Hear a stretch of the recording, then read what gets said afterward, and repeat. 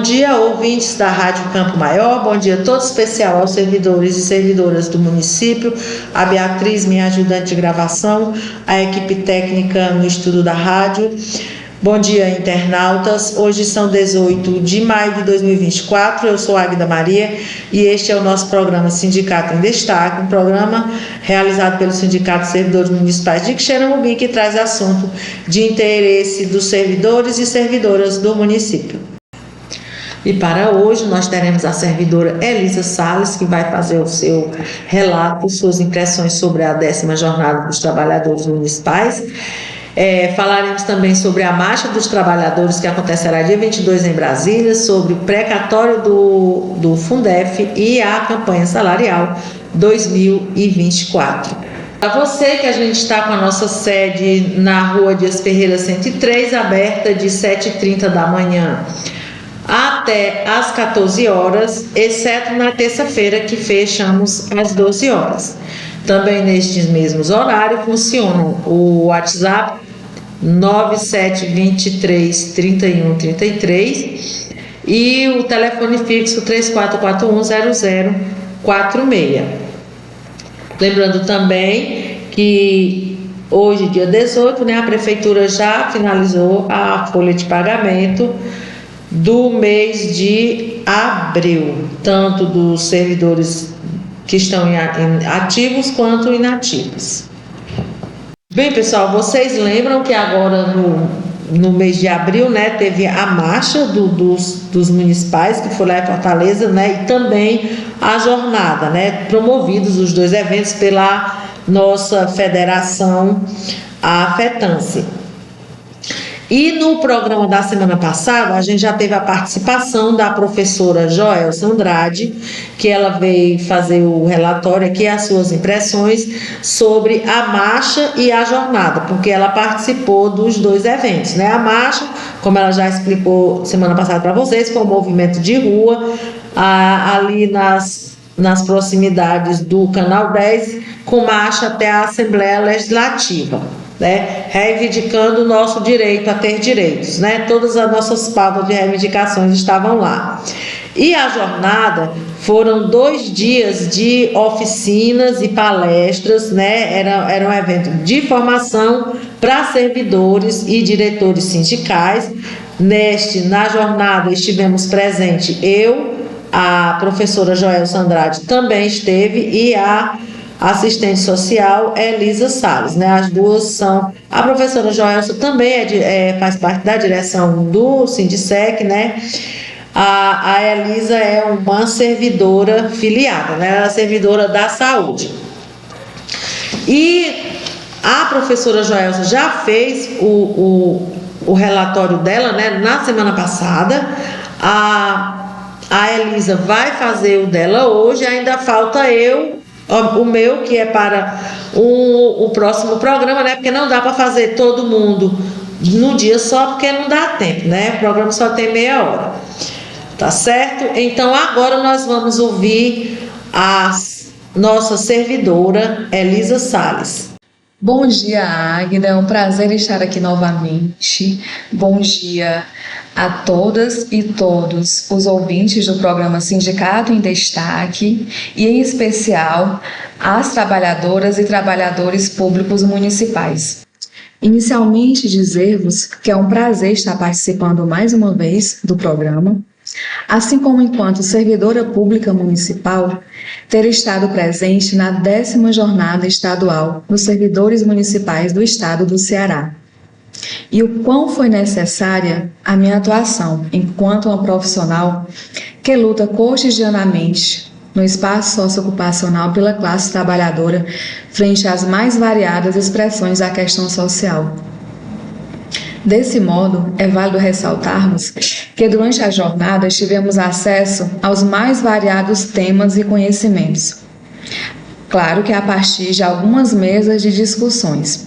E dentre essas, no dia 25 de abril de 2024, que foi o 2º dia da jornada, utilizou-se do tema Organização Sindical na construção da agenda de lutas dos trabalhadores, em que tivemos na participação, frente a esta mesa, o sociólogo Vitor Pagani, o qual é responsável pela direção das relações sindicais do Departamento Intersindical de Estatística e Estudos Socioeconômicos, assim também como a advogada Camila Cândido, que é sócia da LBS Advogadas e Advogados. A mesma é especialista em direito público. Vale ressaltar que o sociólogo Vitor, ele desenvolveu o tema da organização sindical na construção da agenda de lutas dos trabalhadores. Que, segundo o próprio, esse ano de 2024, ele traz consigo diversos desafios, os quais visualizo inclusive como bem positivos, que inclui a redução da taxa de juros, assim como a reforma tributária para corrigir distorções e avançar no sentido da progressividade. Conquanto Camila, advogada, ela destacou temas relacionados à regulamentação da Convenção 151 da OIT, no qual o texto final encontra-se concluído e será enviado ao governo federal para que seja encaminhado às centrais sindicais. Ademais, a própria destacou-nos que o governo e os sindicatos já prosseguiram nos temas e nos termos da negociação coletiva e abordaram um acordo acerca da criação de um sistema nacional de negociação, com regras gerais, assim também como a definição de uma data base para o início das tratativas salariais entre servidores e órgãos das 3 esferas públicas, a quais por ano seguem frente a um congelamento. Na tarde da quinta-feira, que foi dia 25 de abril, a Federação dos Trabalhadores no Serviço Público Municipal do Estado do Ceará, FETANSE, prosseguiu a programação da 10ª jornada com a realização de mini-cursos e oficinas. Caros ouvintes, é bem válido ressaltar o quanto foi importante esses momentos. Tiveram 3 mini-cursos em que eu estive a satisfação de participar daquele que teve como tema as transformações no mundo do trabalho, pisos, carreiras e valorização no serviço público, em que teve a participação do advogado Pedro Cavalcante e também Felipe Augusto Alves, que é cientista social e doutorando em educação. Esse momento foi mediado pela professora da UES e também pertencente à classe trabalhadora, Kelinha Farias.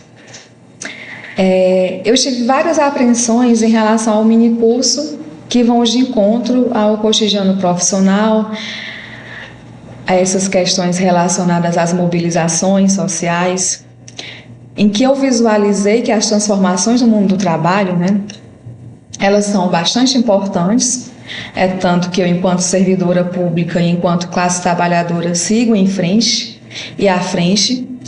E foi um momento em que foram trabalhados alguns conceitos, como, por exemplo, as formas de contratação, em que na atual conjuntura a gente passa por algumas transformações. E hoje está de forma bem intensa alguns termos, e não só os termos de uma forma superficial, mas, sobretudo, as precarizações que esses termos eles trazem no cotidiano, trazendo também embates à classe trabalhadora, como, por exemplo, pejotização, uberização, trabalho intermitente, dentre outras configurações que não garantem nenhuma proteção às trabalhadoras e os trabalhadores, pois são acessos precarizados. Assim, o que nos parece serem modalidades de contratação da atual conjuntura, quando a gente visualiza essas contratações, nos dá a ideia de que é algo bem recente. No entanto, quando nós analisamos as condições postas à classe trabalhadora, esses formatos eles estão presentes e latentes há décadas na sociedade tomada pelo capitalismo monopolista, mas que na atual conjuntura tem se agudizado mais. Dessa forma, eu quero salientar que essas referidas modalidades, elas nos reafirmam que o Estado encontra-se cedido cada vez mais ao capital e mínimo ao social, colaborando significativamente às ideias centrais do neoliberalismo. Isso ao visualizarmos o conservadorismo impregnado no Congresso Nacional, em que é composto majoritariamente pela extrema-direita. Vale ressaltar que a literatura ela já nos aponta novas formas de ver tais questões sociais, como, por exemplo, o ultraneoliberalismo, sendo este um acirramento das questões neoliberais. Ademais, foram também debatidos assuntos conexos à inteligência artificial, ou seja, um novo modo de pensar, gente, na efetivação da classe trabalhadora, de sua qualificação frente às exigências tecnológicas. E diga-se, muitas vezes, da redução dos postos de trabalho de empresas privadas e, por assim dizer, do próprio serviço público. Que a tecnologia ela acaba por alcançar muitos espaços do trabalho manual ou ainda a sua substituição. Dessa forma, eu vejo que a transição tecnológica da atual conjuntura é uma preocupação, o que deveria ser um motivo de evolução. Porém, ela nos traz muitos desafios e reflexões, em que um deles é a nova forma de nos articularmos nas mobilizações sociais, apresentando-nos um novo formato de reivindicação e o papel sindical, o que por muitas vezes os espaços de construção de lutas acabam por se esvaziarem. Assim, temos a tecnologia nas mãos de alguns ou de todos, né? Eu gostaria até de deixar aqui essa indagação frente a essas transformações no mundo do trabalho. Será que a proposta seria de incluir ou selecionar? Ademais, a tecnologia ela acaba por muitas vezes mercantilizando as nossas políticas públicas e não nos mostrando formas de acessá-las com eficiência e efetividade. Em que percebo, inclusive, que as TICs elas deixaram de ser ferramentas de trabalho relevantes e acesso das políticas públicas para serem espaços de mobilizações. Mas será que as pessoas elas estão preparadas de fato para se mobilizarem frente a essas novas formas, frente às TICs, frente à inteligência artificial? Então eu deixo também aqui como reflexão esses assuntos e que nos convergem muito na atual conjuntura. Gostaria também, caros ouvintes, de falar agora sobre a continuidade da 10ª jornada e o que ocorreu na noite do dia 25 de abril. A FETANSE ela promoveu o lançamento do livro Memórias da Resistência dos Servidores Públicos Municipais e a Covid-19, Experiências de Luta. O referido livro trata-se de uma obra notável que reúne relatos que exploram os desafios enfrentados pelas trabalhadoras e trabalhadores do serviço público frente à pandemia da Covid-19, como bem enfatizou Energina Soares, presidenta da FETANSE. Acerca da obra, constam 29 entidades sindicais na publicação, as quais demonstram a relevância das experiências compartilhadas. De igual modo, cada artigo contido na referida obra apresenta reflexões acostando-se às batalhas enfrentadas e as vitórias conquistadas em meio à tempestade da crise sanitária, econômica e social por nós perpassada e ainda enfrentada. Vale ressaltar que a pandemia ela nos deixou sequelas gravíssimas em que levaremos por muitos anos. Ademais, na ocasião, a FETANSE lançou também as campanhas que são bem essenciais à defesa dos direitos das trabalhadoras e trabalhadores dos serviços públicos. As mesmas circundam em torno dos seguintes temas. A primeira, reforma da Previdência, revoga já. A segunda, assédio nunca mais, por ambientes seguros e livres de abuso. A terceira, PEC 32, não é reforma, é o fim dos serviços públicos. E a quarta, regulamentar a negociação coletiva para fazer valer direitos no serviço público municipal. A presidenta Energina Soares, ela também destacou a importância dessas campanhas para a agenda de lutas das servidoras e servidores públicos municipais assim também como Iltemar Martins, que atualmente é o secretário de formação da FETANSE. É válido ressaltar, caros ouvintes, que no encerramento da 10ª Jornada Estadual dos Servidores Municipais do Ceará, o tema abordado foi a transição justa, dar-se-á com justiça fiscal, social e ambiental, os direitos humanos e sociais frente às desigualdades de classe, raça e gênero. A mesa, composta por renomados especialistas, incluiu Renata Belzunces, que ela é técnica da GES, assim também como Dejane Souza, mestra em antropologia pelo UFC, e Alexandre Cialdini, secretário de Finanças de Calcaia. Dejane teve uma fala de grande relevância, ainda mais quando eu olho para a categoria de sociólogos e de assistentes sociais, em que ela destacou que a transição justa e a interseccionalidade, elas andam juntas. Ademais, abre aspas, é fundamental reconhecer que a transição justa não se limita apenas à esfera ambiental, mas também abrange questões de gênero e interseccionalidade. Precisamos garantir que durante qualquer processo de mudança, todas as identidades de gênero e expressões de interseccionalidade sejam respeitadas e incluídas. Isso significa criar espaços seguros e inclusivos, cujas pessoas possam participar plenamente, sem discriminação ou marginalização. Fecha aspas, Dejane. Alexandre estreou sua discussão abordando a justiça fiscal, assim também como a reforma administrativa, enfatizando-nos a acuidade da simplificação para os contribuintes, também como clareza das regras e a utilização da tecnologia para a eficiência e a cooperação, como base da relação entre a administração tributária e contribuintes.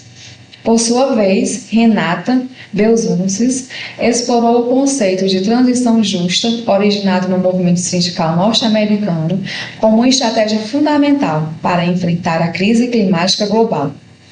Ela contribuiu muito, fez grandes reflexões na sua fala, em que ela nos afirma que a transição justa é uma abordagem flexível, dependente do envolvimento democrático de diversos atores, incluindo o governo, os trabalhadores, as empresas públicas e privadas e principalmente a comunidade. A implementação efetiva dessa estratégia requer recursos substanciais, tanto em níveis locais, regional, estadual, com certeza também em nível nacional. Dessa forma, esse evento ele proporcionou uma reflexão intensa acerca das questões essenciais relacionadas à justiça social, fiscal, ambiental e principalmente questões relacionadas à interseccionalidade e avultando a importância do engajamento colaborativo para enfrentar os desafios contemporâneos. Então, caros ouvintes, assim como classe trabalhadora, foram essas as apreensões que eu tive relacionadas à 10ª jornada. E, para encerrar, eu gostaria de deixar aqui uma frase para a gente meditar acerca desse nosso cotidiano, frente às lutas sociais, que não têm sido fáceis, mas que elas são possíveis. Abre aspas, que a semente dos novos tempos venham das nossas lutas. Fecha aspas. Essa foi uma mensagem deixada durante a jornada, por uma das mesas de discussão. Meu muito obrigada a todas e todos e um bom dia aos ouvintes que nos escutam nesse momento e principalmente aos trabalhadores e trabalhadoras públicas municipais. Bom, esta foi a nossa servidora da saúde, Elisa Salles, a quem agradecemos a participação. Ainda falta a minha vez, pessoal? Porque vai ser em outro programa, o meu relatório porque lá nos dias 25 e 26, que foi o dia da jornada, das oficinas e das palestras, tinha hora que a Elisa estava participando de uma coisa, a Joelsa de outra e eu de outra, Então, a gente teve momentos separados, por isso que cada uma faz o relatório das suas impressões. Mais uma coisa ficou bem claro em todos os momentos, lá nesses eventos que a gente teve, e está bem clara para todos nós no nosso dia a dia, que é a ameaça que a gente sofre, né? Tanto os servidores municipais quanto a população brasileira de um modo geral, principalmente a população pobre que precisa de serviço público, tudo isso está ameaçado. A gente já vem perdendo direitos, né, desde a derrubada da governa Dilma em 2015, né, com as reformas que começaram já no governo Temer, depois no governo Bolsonaro. Foi tudo reforma anti-povo, anti-servidor. Tanto prejudicou os servidores como prejudicou o povo de um modo geral, né? E se a gente não tiver cuidado, vai continuar prejudicando. E um dos que tem posto aí no momento, que ainda é a herança maldita do governo Bolsonaro, que é a PEC 32, né? Que também está ameaçando o restinho de serviço público que ainda tem e o restinho de dignidade que o servidor público ainda tem. É por isso mesmo que os servidores estarão em marcha para Brasília no próximo dia 22, tanto os servidores das esferas federal, como estadual, como municipal, solicitando a principal pauta, né, o tema da marcha, dignidade para quem faz o Estado, né, o Estado de um modo geral, o estadual, municipal e federal. Né, a marcha será para Brasília no próximo dia 22, né, terá também representantes do Sindicec lá. E a gente já convida, né, todos vocês a acompanharem as redes sociais do Sindicec, que a gente sempre vai estar postando coisas lá sobre a marcha, e no dia 22 a gente vai postar muita coisa sobre esse evento, tá bom? Importantíssimo para todos nós que fazemos o serviço público. E por falar em dignidade para quem faz o serviço público, a gente vai falar agora da nossa campanha salarial, que a campanha salarial continua, ainda tem muita coisa para fazer sobre, né? Inclusive recomposição salarial das categorias que ainda faltam, como por exemplo a assistente social, intérprete de Libras, fisioterapeuta, entre outros dos que estão ativos, né? Que são os que ganham acima do salário mínimo, e também os servidores inativos que ganham acima do salário mínimo. Esses estão esperando ainda pelo seu reajuste. Aí você vai e diz, não, mas eu ouvi falar que não pode mais dar reajuste. Depende. Recomposição salarial ainda dá para fazer, ainda tem condição, né, de dar uma melhorada no salário desses que eu citei aí. A prefeitura sabe muito bem disso, né? A gente também, a gente falou já lá atrás, quando falamos sobre a campanha salarial da reunião com o prefeito, eles pediram para esperar fechar o primeiro quadrimestre para ver como é que a economia do município ia se comportar, os repasses, coisa e tal. Já fechou o primeiro quadrimestre no dia 30 de abril. A gente já está trabalhando com os dados, né, que já estão disponíveis. Nem todos os dados ainda estão disponíveis, mas à medida que a gente vai pegando os dados, a gente já está trabalhando com eles. No futuro bem próximo, né, a gente vai solicitar a nova reunião com a Secretaria de Finanças e o prefeito municipal, né, para tratar do assunto campanha salarial, reposição salarial de quem ainda está faltando, né. Vamos recompor também a comissão, né, incluindo pessoas específicas, né, das que ainda não receberam reajuste. E é isso, só para dizer que a campanha salarial ainda está ativa e que ainda tem muita coisa a se fazer, e a gente está na luta por fazer. E um dos dados que a gente já tem em mãos, né, que é a arrecadação do primeiro quadrimestre. A gente vai fazer agora uma comparação com o primeiro quadrimestre de 2023 dos 4 principais recursos que a Prefeitura arrecada mensalmente.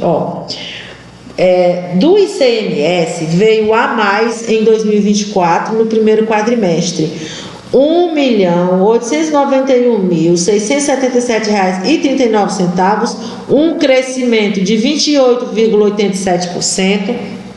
Do FPM veio a mais R$ 3.320.428,83, um crescimento de 12,08%. Do Fundeb veio a mais no primeiro quadrimestre de 2024, R$ 10.084.054,03, um crescimento de 26,70%.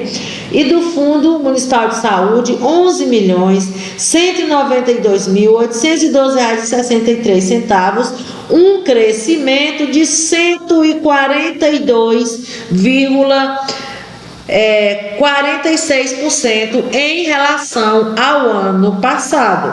Essa comparação que eu fiz aqui foi o primeiro quadrimestre de 2023 com o primeiro quadrimestre de 2024. Esse dado já é consolidado. Ao todo, a Prefeitura arrecadou a mais que no ano passado, R$ 26.189.032,28. Isso aqui é só dos primeiros 4 meses, viu, pessoal? Agora, tem outros dados que a gente ainda está aguardando receber, e que a Prefeitura disponibilize, e aí então a gente vai retomar este assunto, tá bom? Bem, pessoal, agora o nosso último assunto, que é o precatório do Fundef.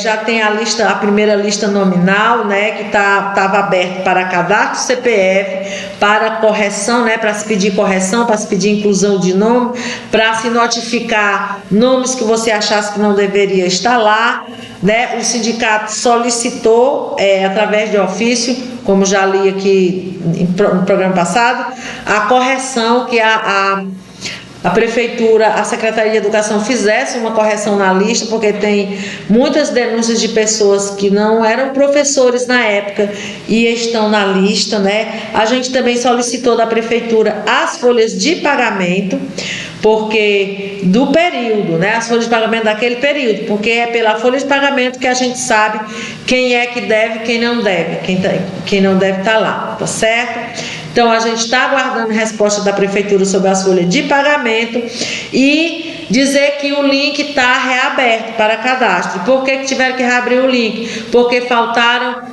cerca de 300 pessoas fazer o cadastro do seu CPF. Se o seu CPF não está cadastrado lá, você não vai ter acesso à sua ficha financeira, você não vai poder pedir correção dos seus valores, por exemplo, se o seu dinheiro estiver errado, né? Destinado a você está errado. Então, só com o cadastro, por isso que reabrir. Né? Não seria justo deixar 300 pessoas assim de fora, né? do processo assim.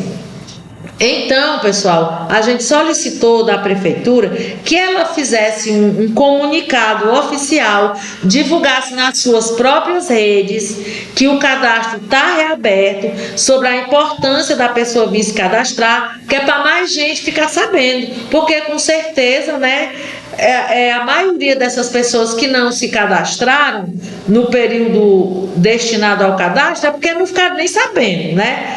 Pode ter tido outro motivo? Pode, mas a maioria por falta de informação mesmo. Então, como as redes da Prefeitura são muito mais abrangentes, a gente solicitou que a Prefeitura divulgasse também nas suas redes, porque a gente divulgou amplamente o cadastro, tudo, a lista, mas precisa a Prefeitura também fazer isso, né?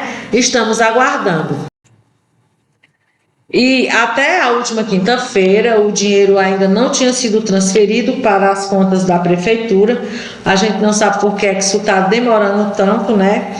E notícia da sexta-feira, o doutor Valdeci me avisou que só ia poder olhar o processo no período da tarde. Como até o meio-dia a gente já tinha gravado o programa, a gente tem notícia da quinta-feira, tá? Que na quinta-feira o dinheiro ainda estava na conta judicial. mas a gente não sabe por que tanta demora, mas espera-se que na hora que essa lista estiver pronta, esse dinheiro também já esteja aqui. E agora acabou o nosso tempo, uma boa tarde para você, um bom final de semana, e vem aí a turma dos rurais com a voz do camponês.